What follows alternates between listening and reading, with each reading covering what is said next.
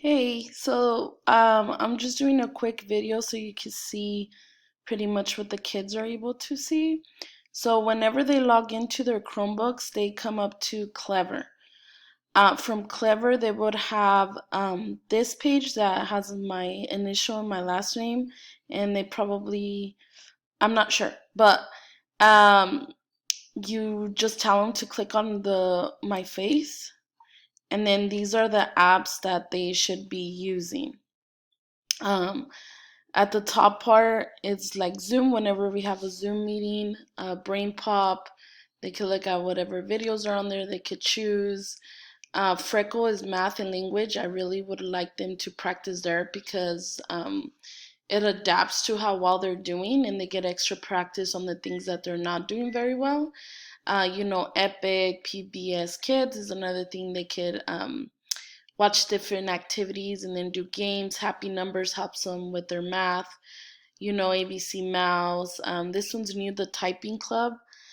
They could just practice typing. Smarty Ants is language. Imagine Learning, you've seen that one. This one, Life Cams, is they could look at different animals around the world and they could write a sentence or two about different things about that animal that they liked. Ross Kids, I really like them to use that.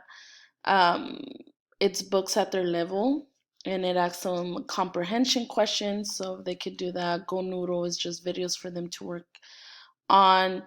I'll come back to Google Classroom. Storybooks Online is YouTube videos, and then Boom Cards, I'm working on that right now. Um, but Google Classroom is where most of their teacher material will be on, so it's very important that they log into Google Classroom always first.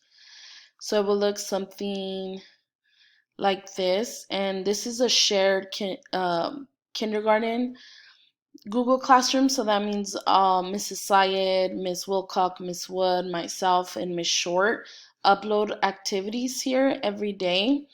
They don't necessarily have to do all of them. Like these three were posted on April 9th, and these three were posted on April 9th. They don't have to do all of those. They could choose two math things or two language things to do, or sometimes we have like extra things, just two things to do. But what's very important is that um, let's see if it shows here. Well, you can see these kids, they turned it in. I think at the bottom it says mark as done, and that's something that I have to keep reminding them to do. Um, so that's pretty much it. As far as what you said, the list of the kids I will send you are just the kids that don't log in every day. Um, well, as you can see so far today, well, I usually have more, but we are on spring break, so they don't have to be on. But usually the ones that I'm going to give you a list, they hardly ever log in. So as you can see, like Leo hasn't, Lupita, Octavio, um, and I have a list that is more updated because right now they're not going in, obviously, because of spring break. But those are just the kids if you could call them through the phone. Yeah, they said not to use our personal phones, but I've been calling them star 67 and they tend to answer. If they don't answer the first time I call them again, they do answer. If not, there's also Google Hangouts. Let me see if I could bring it up really quick. And you have a Gmail, so it should work. So you go to you have to click on video. You put start meeting, whatever you want it to be. You could put Miss Karen. I'm gonna put Miss Maravilla on mine. Um, and then, oh, I think it's this way. Hold on. Sorry.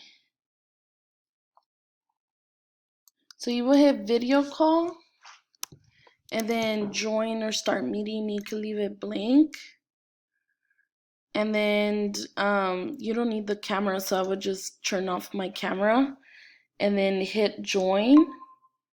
And then it would do this. I would just put add people. and then call, and then you could just type in their number and you could call them this way. So it would a number comes up, but it's not your phone number, obviously, because you could use it from your computer, or you could also download the I think it's called Google Voice on your phone, and you could, yeah, Google Voice, and you could do the same thing, and you could, that's probably easier. The app,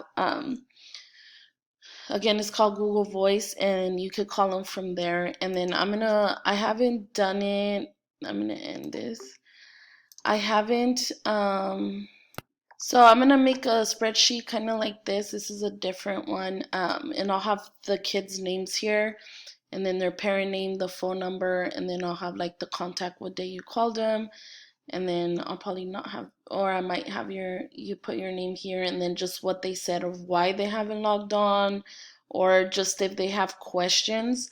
I know Jacob has internet now, but his mom, I've explained to her already how to get into things, but I think she just forgets, or I'm not sure. So she might be he might need to be called like every other day just to answer her questions. But usually I'll probably give you like Amy, Octavio. I think it's these kids actually. Um, just to remind them to get on the computer and do the work. It's not, sorry, my dog is barking. It's not too complicated, and it doesn't have to be a long phone call. Just make sure you call them, ask them if they have questions, and remind them to get into the Google Classroom or just into the apps. So just that, it's pretty simple. It's just to say that we are reminding them and we are answering their questions. So you only have, maybe I'll add just one more. I think Lupita's another one that doesn't really log in. And just call them every other day or once a week, whatever you see is most fit.